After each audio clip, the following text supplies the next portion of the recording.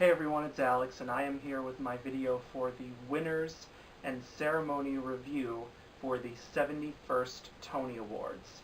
Now, I deeply apologize for how late this video is. I realize it's 2 months late. The truth is, during the summer, when there's not a lot of award stuff going on, I don't always feel the pressure to get the videos out on time because I'm not having to work at such a fast schedule of filming and editing and uploading them. In December, January, and February, there's always one award show, nominations announcement, and ceremony after another, after another, after another. It's like a continuous cycle. So in that time frame, I'm always more pressured to get the videos done faster because there's a lot more stuff going on at the time. So at this time of the year, when there's not as much award stuff going on, I don't feel the pressure to get the videos out faster, and as a result, they come out much later. But I'm up to the point where there's a lot of stuff I need to catch up on, and I got to get it out now, or otherwise I'm never going to get it out. So better late than never. But as the video suggests, I am here to discuss the winners and the ceremony of the 71st Tony Awards. Now, this is an interesting case because unlike the Oscars or the Emmys or the Golden Globes or any other award shows, I can't necessarily judge the winners as to whether or not they're the rightful winners in my opinion, because since these are Broadway shows, I have not seen any of them. I don't live in New York City. I go to the theater sometimes that is around in my area, but it's not Broadway. I live far away from Broadway. I've only ever seen one Broadway show, and that was The Drowsy Chaperone when I went with my high school drama club back in 2007. It was a great show, by the way. Fantastic show. So, the way I'll describe the winners is I'll obviously read off what the actual winners were and whether or not they were the predicted winner according to all the various awards pundit websites that are making all the predictions, or whether or not they were considered a surprise, because there were many of the expected winners did win, but there were a few jaw-dropping surprises that none of the predictions websites saw coming. And of course I'll talk about my favorite acceptance speeches and also my favorite musical performances, because if the Tonys are known for anything, it's performances of musical numbers from the nominated musicals as well as other musicals which may not have gotten a lot of Tony nominations but are very popular. So here we go. These are the winners for the 71st Tony Awards. Best Costume Design of a Play, Jane Greenwood, The Little Foxes. Best Costume Design of a Musical, Santo Loquasto, Hello, Dolly. Best Lighting Design of a Play, Christopher Ackerland, Indecent. Best Lighting Design of a Musical, Bradley King, Natasha Pierre and the Great Comet of 1812. Best Scenic Design of a Play, Nigel Hook, The Play That Goes Wrong. Best Scenic Design of a Musical, Mimi Lien, Natasha Pierre and the Great Comet of 1812. Best Book of a Musical, Stephen Levinson, Dear Evan Hansen. Best Choreography, Andy Blankenbuehler, Bandstand. Best Orchestrations, Alex Lacamoire, Dear Evan Hansen. Best Original Score, Music and/or Lyrics Written for the Theater, Dear Evan Hansen, Music and Lyrics by Benj Pasek and Justin Paul. Best Featured Actor in a Play, Michael Aronov, Oslo. Best Featured Actress in a Play, Cynthia Nixon, The Little Foxes. Best Featured Actor in a Musical, Gavin Creel, Hello, Dolly. Best Featured Actress in a Musical, Rachel Bay Jones, Dear Evan Hansen. Best Actor in a Play, Kevin Kline, Present Laughter. Best Actress in a Play, Laurie Metcalf, A Doll's House Part 2. Best Actor in a Musical, Ben Platt, Dear Evan Hansen. Best Actress in a Musical, Bette Midler, Hello, Dolly. Best Director of a Play, Rebecca Teichman, Indecent. Best Director of a Musical, Christopher Ashley, Come From Away. Best Revival of a Play, Jitney. Best Revival of a Musical, Hello, Dolly. Best Play, Oslo by J.T. Rogers. Best Musical, Dear Evan Hansen. Now, as I said before, most of these winners were what many people predicted was going to win. For Best Costume Design of a Play, many people predicted Jane Greenwood would win for The Little Foxes, and she did. And from the theater history that I do know, she had like 21 Tony nominations and had never won before, except for like a Lifetime Achievement Award, but she'd never won competitively. But this is her first competitive Tony win, so good for her. Best Costume Design of a Musical. I correctly predicted Hello Dolly would win because, you know, the costumes are very period detail, a lot of frills, and those kinds of things seem to always help win Best Costume Design awards, whether it's at the Tonys or the Oscars or the Emmys. But this wasn't necessarily a clear-cut race. Of all the awards websites that I've read, they were pretty split between Hello Dolly, Natasha Pierre, and The Great Comet of 1812, and Warpaint. So it was kind of a toss-up between any of those three. For Best Lighting Design of a Play, pretty much everyone predicted Indecent would win that. Best Lighting Design of a Musical, pretty much everyone predicted Natasha Pierre and The Great Comet of 1812 would win that. Best Scenic Design of a Play. Again, this was another category that a lot of people were split upon. Most people didn't think The Front Page would win because it didn't get that many nominations, but people were pretty split overall between the actual winner, The Play That Goes Wrong, as well as Jitney and Oslo. Many people weren't sure that The Play That Goes Wrong could win because that was its only nomination, and when something, whether it be at the Tonys or the Oscars, only has one nomination, that doesn't always help it win. Often that hurts it more than anything else. But from what I've heard about The Play That Goes Wrong, it's scenic design. Basically, it's on-stage set. It's like so important to the play that it pretty much is the focus of the play. So I think that probably helped voters decide to vote for it. Best Scenic Design of a Musical. Nobody was surprised by Natasha Pierre and The Great Comet of 1812 winning because that show has a unique history. I believe it originally started underneath like a giant tent, and then because it's basically meant to recreate a 19th century Russian nightclub, and so they transformed the theater that it now plays in on Broadway into basically a giant nightclub. They like restructured all the seats so that the actors are moving all around and they're not just on the stage and everybody's looking at them. Pretty much the whole theater is the stage, and there's like stairs and catwalks as well. Sadly, that show is going to be closing in I believe next week actually. So sadly, I won't have the time to go down to New York City to see it. A friend of mine has seen it, and he's posted photos on Facebook, and it looks really cool. I don't know if that show is going to go on tour, but if it does, and if it's in my area, I'll definitely try and see it, especially if they try to recreate that look for the theater that it plays in. Best Book of a Musical. This is no surprise. Pretty much everyone figured Dear Evan Hansen would win this. Some people thought Come From Away might pull an upset win because that was the main rival to Dear Evan Hansen in pretty much a lot of categories. But Dear Evan Hansen walked away the winner here, and most people knew that it would. For Best Choreography, this was an interesting one because this is another one of those categories that award show pundits were all over the map on. Most people weren't sure if Andy Blankenbuehler would win this category again after he won it last year for Hamilton. Some people thought Holiday Inn, which came out way back in the fall and has a lot of tap dancing, could win.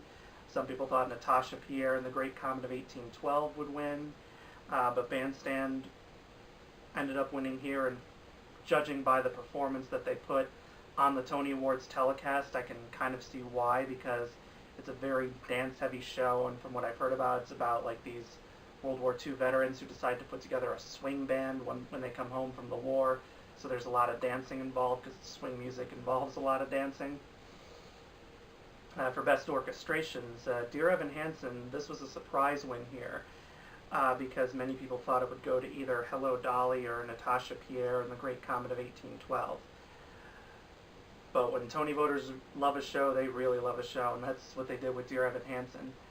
Obviously, that show didn't win as many Tonys as Hamilton did last year, but then again, few shows will ever win as many Tonys as Hamilton did, or The Producers, which holds the all-time record of the most Tony wins with 12. For Best Original Score, Dear Evan Hansen, no surprise there. That was a lock to win from the get-go, pretty much. And if you're watching this and you think the names Ben Pasek and Justin Paul sound familiar, you would be right, because those two songwriters won the Oscar a few months ago for their song City of Stars from La La Land. So those two are already halfway towards achieving EGOT status, meaning winning all 4 of the entertainment awards: Emmy, Grammy, Oscar, and Tony. They already got the Oscar and the Tony, now they just need the Emmy and the Grammy. They probably can win some Grammys next year for their work on La La Land, because due to the Grammys' weird eligibility schedule, La La Land's music won't be eligible until the 2018 Grammys. As for Emmys, I know they campaigned to have their song they wrote in that musical episode of The Flash be nominated, but sadly it was not. But Pasek and Paul, they're still young. I think they're only a few years older than myself, so they have plenty of time to achieve EGOT status. Alright. Best Featured Actor in a Play. Michael Aronov, I know, is considered a surprise win. Most people thought Danny DeVito would win for The Price, because even though that production got mixed reviews, his performance received universal acclaim. But of course, Danny DeVito was the only nominee from The Price in all the categories, so that might have hurt him a little, and the fact that Oslo was the frontrunner to win Best Play probably helped Michael Aronov's chances. For Best Featured Actress in a Play, Cynthia Nixon's win is no surprise. Pretty much everyone predicted her to win. For Best Featured Actor in a Musical, Gavin Creel, pretty much everyone predicted he would win. For Best Featured Actress in a Musical, this was actually somewhat of a tight race, because even though Rachel Bay Jones had been considered to be the frontrunner for a while, many people did still think she could win, but many people also thought Jen Colella could pull off a win for her performance in Come From Away. Because before Come From Away came out, most people weren't sure how that musical would be received, because 9/11 is a big theme in that show. It's about the passengers in planes who were diverted to Gander, Newfoundland when the Twin Towers were hit, and it's about how the citizens of that town took in these people and, gave them food and shelter and friendship. And Jen Colella had won a lot of praise for her performance in Come From Away, and many people thought she could possibly upset Rachel Bay Jones, but Rachel Bay Jones still won. For Best Actor in a Play, Kevin Kline was considered a lock. For Best Actress in a Play, Laurie Metcalf was pretty much considered a lock, but some people thought Laura Linney could pull off a win for The Little Foxes. Best Actor in a Musical, Ben Platt was probably the biggest lock in all the categories, because his performance has received rave review after rave review, with some people saying it's like one of the best performances in the history of Broadway, and it's like one of those performances you must see to believe. Although some people did think Andy Karl could pull off a win for Groundhog Day, just because as both a kind of reward for his many years of work on Broadway, and as for kind of a sympathy gesture because he injured his knee during a performance of Groundhog Day and had to soldier on throughout the rest of the performance, and then had to take some time off to get physical therapy, and then had to come back on with a knee brace and everything. So the art of performing while you're injured. But Ben Platt probably won in a landslide. If I could see the record of the Tony votes, I don't know how many votes Ben Platt won by compared to the others, but I wouldn't be surprised if he was the vast majority of people's picks, and everyone else probably only got maybe a handful of votes each. But Ben Platt, I believe he's one of the youngest winners ever in this category. I think maybe the only ones who were younger than him are the three boys from Billy Elliot, the musical. And then for Best Actress in a Musical, again, this is another big lock. Bette Midler pretty much had the Tonys sewn up in the bag when the minute she stepped out on stage as Dolly in Hello, Dolly. Like Ben Platt, she received rave review after rave review after rave review. And Hello, Dolly, it's one of those shows where it's pretty much been largely defined by one person, and that's namely Carol Channing. Of course, many other actresses have played the role, but when people think of Hello Dolly, they immediately think of Carol Channing because she played the role not only in the original Broadway production, but in several Broadway revivals. And Hello Dolly is one of those shows where I believe the composer, Jerry Herman, he has like the full creative control on who gets cast. Like anyone who wants to play Dolly must get like his personal approval, I believe, which is why there hasn't been a revival in so long, because he hasn't found an actress who he thought could inhabit the role, but Bette Midler was one of his top choices, and just based on what the critics have said, his instinct is right. And I'll talk more about Bette Midler when we get to the acceptance speeches, because hers was definitely memorable. Best Director of a Play and Musical, I'm going to talk about these jointly. They were both considered shocks. Rebecca Teichman wasn't necessarily considered the front runner. Some people did think she could win, but most people thought it would either go to Rubens Santiago Hudson for Jitney or Bartlett Sher for Oslo. For Best Director of a Musical, Christopher Ashley wasn't considered the front runner at all. Most people thought it would either go to Michael Greif for Dear Evan Hansen or Rachel Chavkin for Natasha Pierre in The Great Comet of 1812. For Best Revival of a Play, Jitney, no surprise, based on what everyone predicted. Same thing with Best Revival of a Musical, Hello Dolly, everyone predicted that would win. Best Play, Oslo, many people predicted that would win. And Best Musical, many people predicted that would win.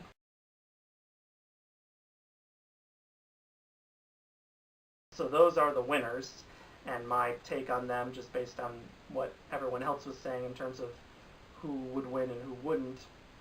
Like I said, this is the one time where I can't say who's truly deserving because I didn't see these in person. But now let's talk about the show itself.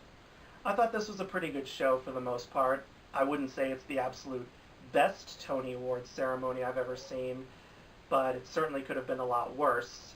I thought Kevin Spacey was fine as the host. I wouldn't say he was as great as other Tony hosts like Neil Patrick Harris, Hugh Jackman, or James Corden, but he did a good job for the material that he had. The Tonys actually had quite a bit of trouble finding a host this year because they asked a lot of high-profile names like Tina Fey, Hugh Jackman, Neil Patrick Harris, James Corden, and they all said no.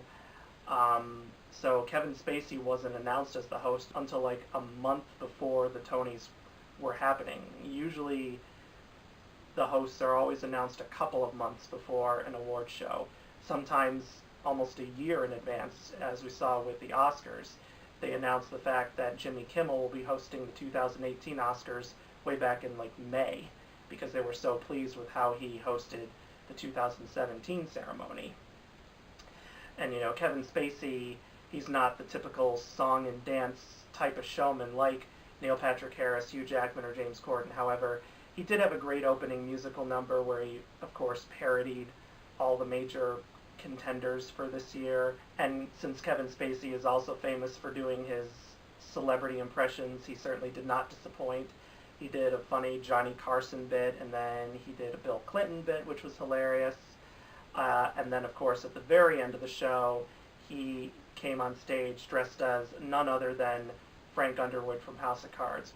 Pretty much any award show Kevin Spacey is on, he channels Frank Underwood in some aspect, usually by either mimicking the accent he does or just doing something. But this time he actually showed up in character, and not just him, but Robin Wright and Michael Kelly, play his wife and chief of staff on the show, respectively. They too joined him in character at the very end of the show for the very last category, in which they helped Lin-Manuel Miranda present Best Musical.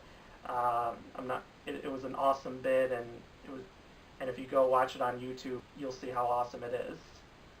So overall, Kevin Spacey, not the most conventional choice to host the Tonys, but he did a good job nonetheless. Not the greatest Tony host ever, but certainly much better than when James Franco and Anne Hathaway hosted the Oscars in 2011. And honestly, I'd say Kevin Spacey was even better than when Jimmy Fallon hosted the Golden Globes this year. But so far, the best award show hosting gig of this year is Jimmy Kimmel at the Oscars. We'll see how Stephen Colbert does at the Emmys. And as for the musical numbers, they were pretty good. I wouldn't say they were as great as other Tony Awards ceremonies in the past, because sometimes I know the Tonys select musical numbers from shows that don't always fit well when they're taken out of the context of the show. A lot of people I know criticized the Hello Dolly number, mainly because it was just David Hyde Pierce singing a solo song that was originally cut from the original Hello Dolly but put back in this version. And the main reason for that was because Scott Rudin, the producer of Hello Dolly, didn't want to have to pay to put all the sets of Hello Dolly in the stage of Radio City Music Hall, because he said the stage was too big and therefore wouldn't capture the greatness of the show. So that's why Bette Midler didn't sing, and David Hyde Pierce just sung the solo song instead. And that song, it wasn't bad, but when you're seeing it just performed solo and not in the context of the show, it's kind of a little, okay. But as for my top 5 favorite musical numbers, I have my list right here. I had to write them down so I don't forget them. I would say my number 5 is Warpaint. I mean, that show's gotten okay reviews, I guess. Not like the best show ever, but many people have praised its 2 leading ladies who are legends of Broadway, Patti LuPone and Christine Ebersole, and they were fantastic. It's a musical about 2 cosmetics titans, Helena Rubinstein and Elizabeth Arden, and like the rivalry they had with each other, based on a true story. Number 4 is Bandstand. I talked about that briefly. That was the musical about World War II veterans who formed a swing band, and Jill Biden, the former Second Lady of the United States, introduced the number, and her husband, former Vice President Joe Biden, was sitting in the audience. That was a good number, more dance-heavy than song-heavy, but I liked it. Number 3 was Come From Away. That was like the first number performed. Very rollicking number. Number 2 was Natasha Pierre and the Great Comet of 1812. This was definitely a very unique performance, because first it was just Josh Groban singing by himself, and then the whole cast came on, and they were not only on the stage, but they were in the audience interacting with members of the audience. And so that was very unique, kind of similar to what they do at their own theater, from what I've heard. And then my favorite performance was Dear Evan Hansen. It was just mainly Ben Platt singing the show's signature song, Waving Through a Window, but I've heard that song and a couple of other songs from Dear Evan Hansen on YouTube. It's a very good song, and I can see why it struck a chord with so many people, because there's so many people who've done covers of it on YouTube, and Dear Evan Hansen has a very strong fan following. And then as for my favorite acceptance speeches, my top 5 are this. Number 5 is J.T. Rogers, the playwright for Oslo.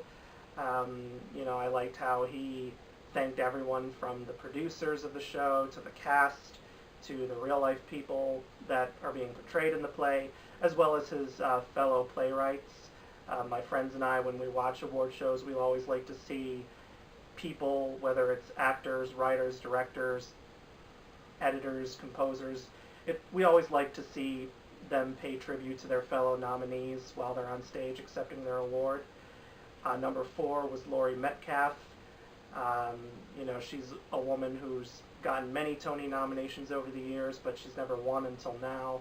And you could see how thrilled she was to finally win, but she wasn't showboating it. She wasn't being like, ha ha, I won and you didn't. And thankfully, few people act like that, but she was very proud but very humble at the same time. And if you're wondering if the name Laurie Metcalf sounds familiar, for all you non-theater people, yes it does, because Laurie Metcalf, of course, played the role of Jackie on the sitcom Roseanne, and she also voiced Andy's mom in the Toy Story movies.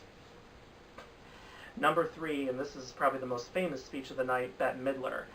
This speech became somewhat infamous due to the fact that Bette Midler went on for literally 5 minutes. Literally, I'm not kidding. She went on and on and on, and some people, I'm sure, were probably like, oh, just end the speech already. And I think the orchestra felt like that, because they tried playing her off, and Bette Midler was like, shut that crap off, and they actually did when they realized she wasn't going to stop talking. But even though she was thanking person after person after person, you could at least see why she was doing it. She especially thanked the teachers and mentors who she says made a big impact in her life, and that's always nice to see when somebody does that. My number 2 favorite speech was Benj Pasek and Justin Paul. You know, a lot of times award shows are criticized for the winners not being enthusiastic enough in their acceptance speech and just sounding boring and robotic. But these two definitely were not that. They were pretty much jumping up and down like little kids. They were like, "Oh my God, we won!" You know, they were truly excited to win, and they were thanking everybody they could in a very fast manner. It was very similar to their Oscar acceptance speech, and it was fun to see them be like that. But my number 1 pick, and I'm sure everyone probably picked this speech as well, is Ben Platt. Ben Platt gave a very emotional speech. You know, he was struggling not to cry, but he was very excited at the same time. You could tell just how deeply moved he was to win, and he was thanking everyone from his family to his castmates to everyone that associated with Dear Evan Hansen. And you know, he just he seized his moment, and he, you know, gave probably one of the best acceptance speeches I've ever seen from my history of watching the Tony Awards. I've only been watching them since 2008, and I know there are others out there that have been watching for far longer. If I'm missing anybody else in terms of greatest Tony acceptance speeches ever, my apologies. It's just that I probably never watched those speeches when they originally aired on television. I'm sure they're on YouTube somewhere, so if you want me to watch other great Tony acceptance speeches I may have never seen, just send me the YouTube link.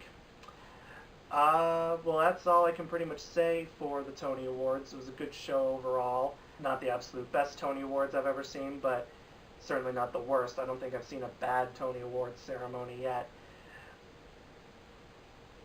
But anyways, if you've seen the Tony Awards, let me know in the comment section below what you thought of them. And please subscribe to my channel if you have not yet already done so you can get my newest videos as soon as they're uploaded. And I will see you guys next time. Bye!